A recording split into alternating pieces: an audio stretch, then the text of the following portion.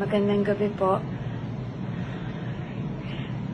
Alam ko po marami sa inyong may alam na matagal ko po piniling manahimik.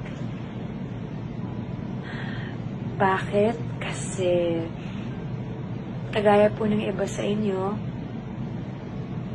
natakot po ako. Kasi nung huling beses po na ginamit ko yung platform ko sa usaping politika, hindi naging maganda yung nangyari. Naging dramatic po yung experience ko noon. Kagaya po ng nararanasan ngayon ng ibang mga artista na nagsalita. Ang dami pong pag-atake, ang